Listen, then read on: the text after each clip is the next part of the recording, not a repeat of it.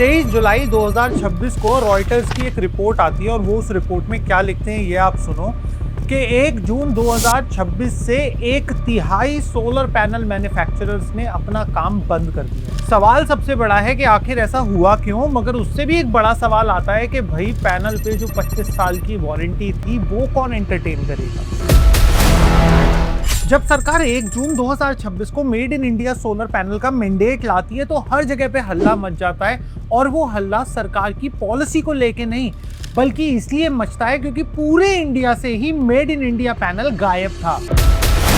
China ने अपनी cell बनाने वाली मशीन के एक्सपोर्ट पे लगा दिया था बैन, तो इंडियन सेल बनाने वाले मैन्युफैक्चरर्स के लिए एक ही रास्ता बचता था कि अब यूरोप में जाओ, खास करके जर्मनी, और वहां से जर्मन मशीनें ले आओ। मगर जर्मन मशीनें एक तो आने में भी लेट होती थी और दूसरा चाइना से 50% तक कीमत में ज्यादा थी, जो कि इवेंचुअली कस्टमर की ही जेब से जाना था क्योंकि मेड इन इंडिया पैनल अब शायद महंगा होने वाला था। और दरअसल सेल बनाने में हर कंपनी हाथ नहीं डालना चाहती क्योंकि जहां पे पैनल असेंबली पे 1 गीगावाट केवल 150 करोड़ के आसपास सेटअप हो जाता है, वहीं 1 गीगावाट सेल कैपेसिटी लगाने में कंपनी के 700 करोड़ रुपए जाते हैं। और बहुत सारे कंज्यूमर्स को ये एमएनआरई की बेसिक गाइडलाइन भी नहीं पता, जिसके अंदर अगर आपका सोलर पैनल मैन्युफैक्चरर बिजनेस से बाहर भी चला गया, उसकी कंपनी बंद भी हो गई, तो भी आप बच सकते हो।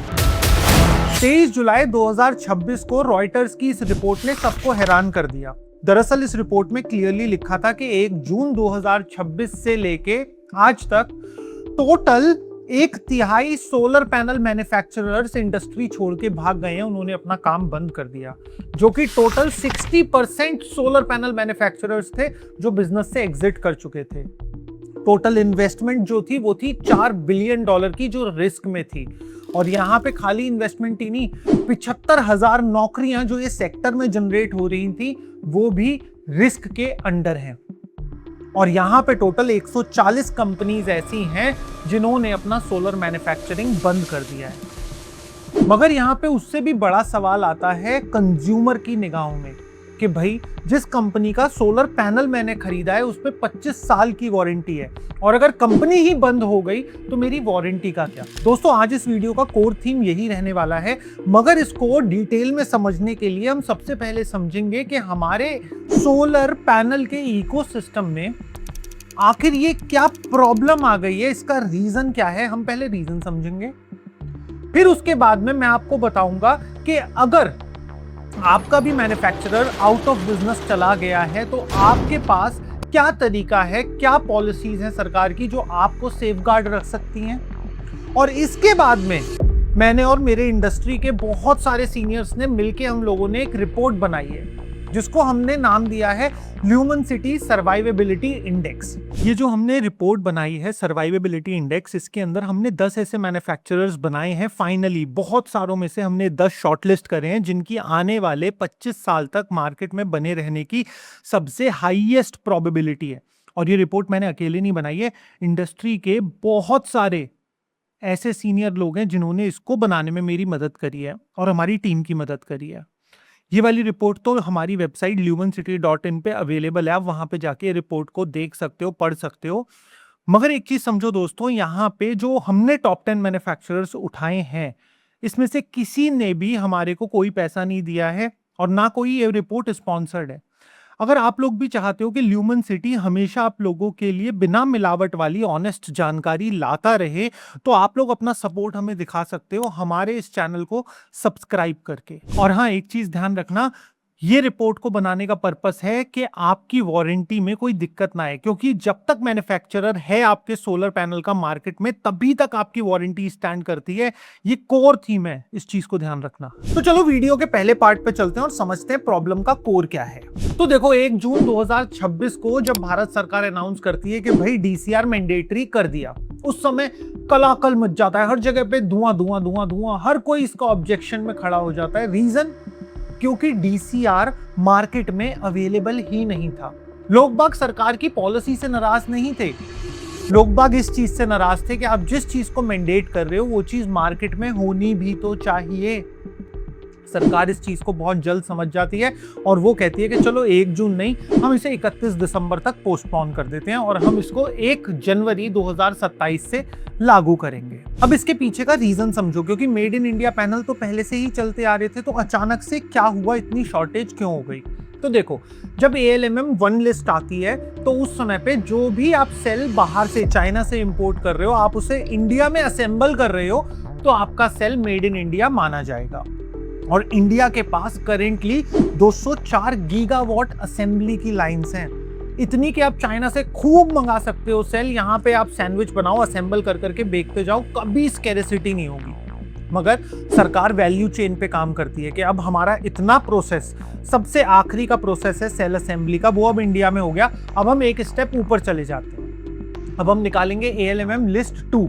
अब इस लिस्ट में हम लोग क्या करेंगे कि भाई जो अंदर का सेल है वो भी इंडिया में ही बना होना चाहिए। और ये चीज बहुत पहले से चलती आ रही थी। हमने इस पे एक डेडिकेटेड ब्लू वेफर और आपका ब्लैक वेफर की वीडियो बनाई है, आई बटन में आ रही होगी, इस वीडियो के बाद देख लेना डिटेल में। उसमें हमने प्राइस डिफरेंस भी बताया कि DCR आखिर क्यों आर्टिफिशियली DCR का प्राइस इतना इन्फ्लेटेड है, वो प्राइसिंग की बात है। बट अब गवर्नमेंट चली गई है लिस्ट 2 की तरफ, ALMM लिस्ट 2। अब इसमें सेल भी इंडिया में ही बना होना चाहिए। अब अभी तक क्या था, हमारे पास 204 गीगावाट सेल असेंबली की फैसिलिटी थी और हमारे पास केवल 31 गीगावाट है सेल बनाने की कैपेसिटी।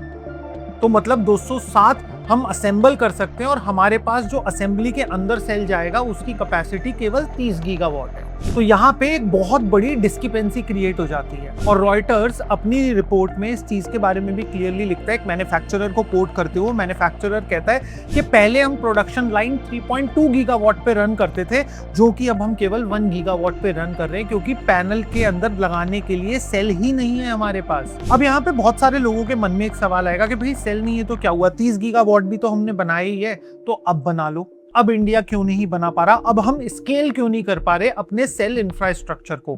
तो यहाँ पे एक चीज समझो, सेल मैन्युफैक्चरिंग प्रोसेस में जो सबसे ज्यादा रॉ मटेरियल लगता है, 93% ग्लोबल सप्लाई चेन चाइना के पास है। उसके बाद में जो सेल के अंदर, सेल बनने से पहले वाला जो पार्ट होता है, वेफर बनता है, फिर वेफर से सेल बनता है, तो वेफर का 98% ग्लोबल सप्लाई चेन का चाइना के पास है। और जो तीसरी चीज होती है फाइनल सेल, उसका 85% चाइना होल्ड करता है। तो इन मेजर 3 कंपोनेंट्स में चाइना रूल कर रहा है। अब जब इंडिया कहता है कि मैं अपना सेल खुद बनाऊंगा, तो इंडिया के पास में 2 रास्ते हैं कि देखो, जो सेल बनाने की मशीन है वो भी तो चाइना से ही आएगी, और जो रॉ मटेरियल सेल बनाने में डलेगा, पॉलीसिलिकॉन, वो इंडिया में ना के बराबर होता है, वो भी चाइना से ही आएगा। तो टेक्निकली हम टेक्नोलॉजी और रॉ मटेरियल दोनों चाइना से लेंगे, बट मशीन इंडिया की प्रीमिसेस में लगा के बिजली अपनी इस्तेमाल करेंगे और हम वो सेल बनाएंगे। अब यहाँ पे एक और हर्डल क्रिएट हो जाता है, मेरी बात को ध्यान से समझना। चाइना से मशीनरी का ऑर्डर आप दोगे सेल बनाने के लिए, मगर चाइना 2 नई पॉलिसीज रास्ते में खड़ी कर देता है। पहली पॉलिसी वो लाता है 1 जनवरी 2026 को, जिसके अंदर चाइना कहता है कि स्पेशलाइज्ड PV मैन्युफैक्चरिंग इक्विपमेंट, मतलब सोलर पैनल बनाने वाली मशीनें, उसको हम ड्यूअल यूज एक्सपोर्ट कंट्रोल के अंदर डालेंगे। ड्यूअल यूज एक्सपोर्ट कंट्रोल को बेसिक भाषा में समझने के लिए कि पहला तो सप्लायर जो कि वो मशीनें बना के इंडिया भेजेगा, और दूसरा वहां की सरकार का भी रोल रहेगा, और अगर सरकार मना कर देगी तो वो मशीनें कहीं नहीं जाएंगी। दूसरा रूल और इंटरेस्टिंग है, अप्रैल 2026 में आता है, जिसमें कि चाइनीज रेगुलेटर बात करते हैं इक्विपमेंट सप्लायर से और बोलते हैं कि भाई HJT टूलिंग के जो एडवांस इक्विपमेंट्स हैं, अब बहुत सारे लोग जिनको नहीं पता, सेल में अलग अलग टेक्नोलॉजी होती है। मोनोपर्क अभी तक इंडिया में हम लोग बना रहे थे, उसके बाद में टॉपकॉन की भी हमने 10 गीगावाट की लाइनें लगा दी हैं सेल बनाने की, और अब जो नेक्स्ट आएगा वो आएगा HJT। तो HJT के अंदर बनाने वाली जो मशीनरी है, हम उसका एक्सपोर्ट रिस्ट्रिक्ट कर रहे हैं, वो टेक्नोलॉजी चाइना से बाहर हम जाने ही नहीं देंगे। ये रेगुलेशन अप्रैल 2026 में आ जाती है। मेजर कंसर्न देखो, जो इकोनॉमिक हैं, ग्लोबल इकोनॉमिस्ट हैं, वो कह रहे हैं कि ये USA के लिए लगाया गया, बट इफेक्ट तो देखो हर किसी को कर ही रहा है, और ये रिस्ट्रिक्शंस 10 नवंबर तक इम्पोज्ड हैं अभी के लिए तो। और इसी टाइमलाइन को देखते हुए भारत सरकार ने भी 1 जनवरी 2027 रखा है, और जो कि मैं बहुत श्योर हूं कि ये वाली डेडलाइन फिर से एक्सटेंड होगी। और यहाँ पे ना एक और इंटरेस्टिंग चीज निकल के आती है। बहुत सारे लोग बोलेंगे कि भाई देखो, रिलायंस HJT इंडिया में बना रहा है। तो देखो दोस्तों, बात सही है आपकी कि रिलायंस बना रहा है, और यहाँ पे एक टाइमलाइन का फेर था। दरअसल चाइना जाके रिलायंस एक कंपनी को एक्वायर करता है, वो एक्चुअल में चाइनीज कंपनी नहीं थी, उसका नॉर्वे का ओरिजिन था, उनके पास टेक्नोलॉजी थी। मतलब मेरी बात को समझो, ये ओवरऑल अपने आप में एक नई स्टोरी है। अगर आप चाहोगे, रिलायंस ने एचजेटी किस तरीके से सही टाइमिंग पे बाजी मारी, और अकेला रिलायंस ही है जिसके पास 1.2 गीगावाट की एचजेटी की लाइन है, वो बना भी रहा है पैनल।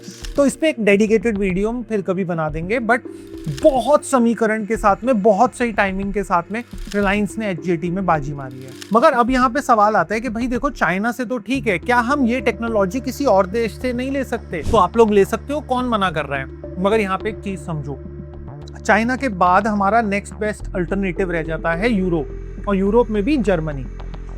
मगर दिक्कत सबसे बड़ी कहां आती है कि चाइना के कंपैरिजन में जर्मन मशीनें 33 से 55% तक ज्यादा महंगी हैं।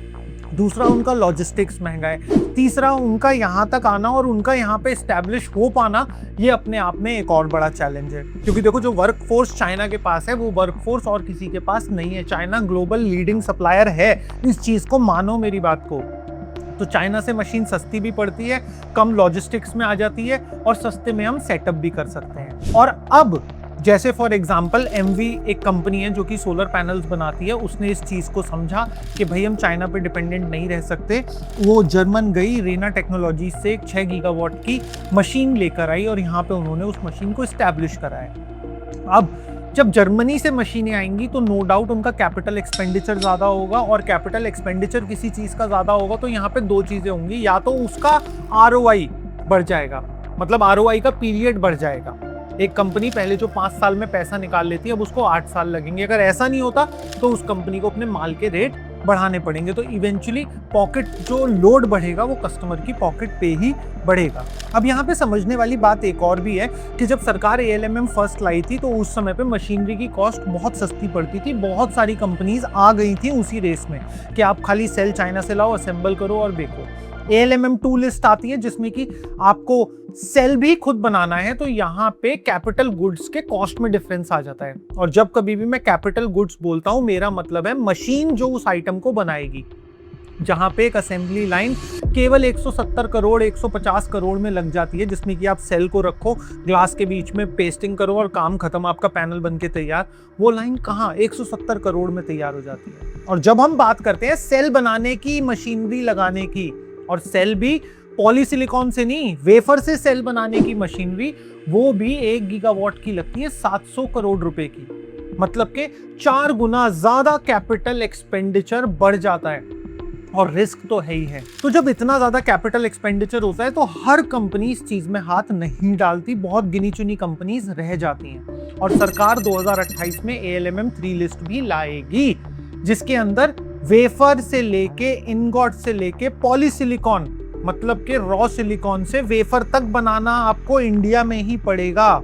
और करंट कैपेसिटी इंडिया में पॉलीसिलिकॉन से वेफर बनाने की केवल 2 गीगावाट है, 2। और ये भी केवल अडानी ग्रुप के पास में है। ये बात मैं अपनी पुरानी वीडियो में भी बता चुका हूँ, इस बार ही रिपीट कर रहा हूँ। तो यहाँ तक अब आपको चैलेंज समझ में आ गया कि कच्चा माल ही नहीं है, तो जो फैक्ट्री ऑपरेटर्स हैं, जिनके पास असेंबली लाइन्स हैं, उनके पास अब कोई रास्ता नहीं है कहीं पर जाने का।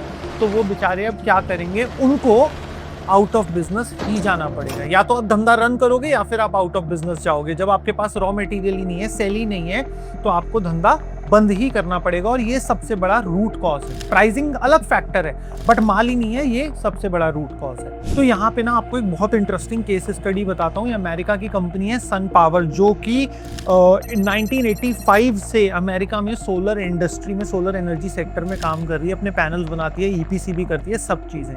और टोटल मिला के 6 लाख से ज़्यादा कस्टमर्स हैं इस कंपनी के। अब होता क्या है, अगस्त 2024 में ये बैंकरप्सी फाइल कर देती है कि भाई हमारे पास पैसे नहीं है।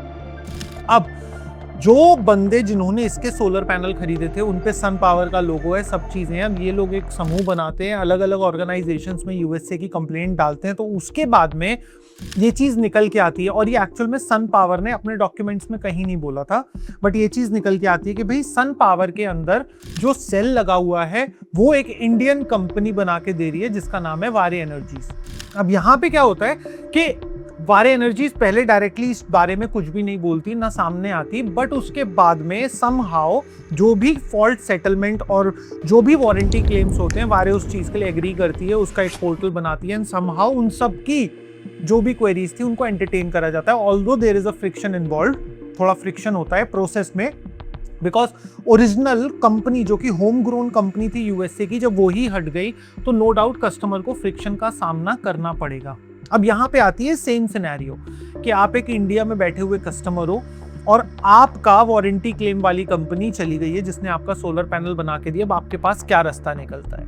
देखो, एमएनआरई की एक गाइडलाइन सबसे पहले आपको याद रखनी है कि 5 साल की कॉम्प्रिहेंसिव मेंटेनेंस जो होती है वो आपका ईपीसी प्रोवाइडर ही देता है, चाहे तो उसमें वायर का फॉल्ट हो, इन्वर्टर का फॉल्ट हो, पैनल का फॉल्ट हो। तो इस चीज में आप एमएनआरई पोर्टल में अगर आपको सर्विस नहीं मिल रही है, आपके पैनल के अंदर कोई इशू है, प्रोडक्शन का इशू है और आपका ईपीसी प्रोवाइडर भी आपकी नहीं सुन रहा है, तो 5 साल का पीरियड आपको एमएनआरई देता है। आप एमएनआरई के पीएम सूर्यघर पोर्टल पे ग्रीवियंस डाल सकते हो और उस चीज का वारंटी क्लेम ले सकते हो, नहीं तो वो जो आपका वेंडर है ईपीसी उसको ब्लैकलिस्ट कर देगी और कोई ईपीसी ब्लैकलिस्ट नहीं होना चाहता। पहला पॉइंट। दूसरा पॉइंट ये आता है कि आप जब कभी भी एक सोलर पैनल लेते हो तो उसमें किस कंपनी का मैन्युफैक्चर्ड सेल है।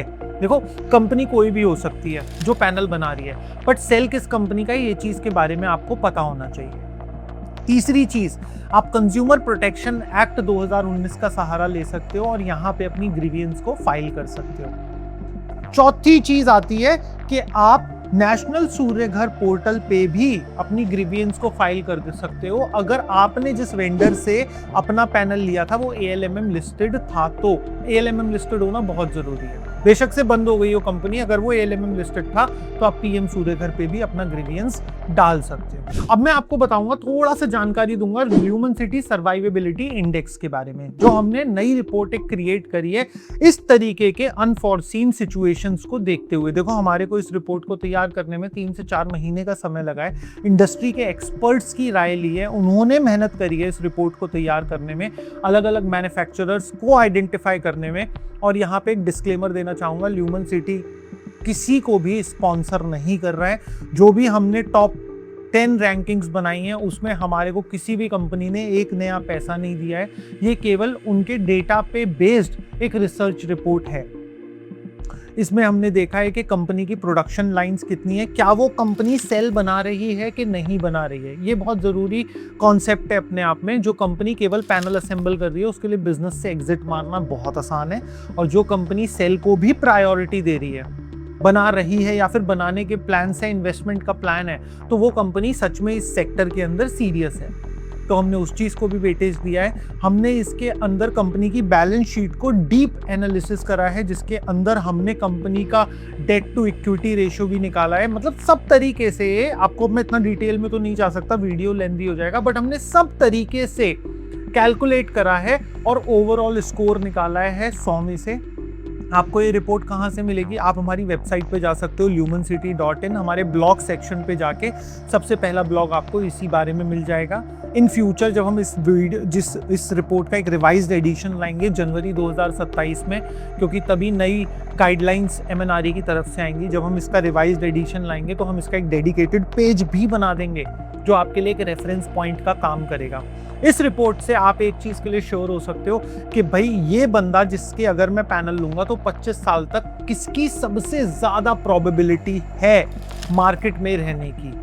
ये रिपोर्ट इस चीज पे बेस्ड है। और इसी के साथ में मैंने स्टार्टिंग में आपको बोला था कि डीसीआर और नॉन डीसीआर के बीच का प्राइस डिफरेंस, जिसमें हमने आईसीआरए की रिपोर्ट डिस्कस करी थी, अगर आप वो वाली वीडियो देखना चाहते हो तो यहाँ पे आ रही होगी, आप अभी के अभी क्लिक करके देख सकते हो।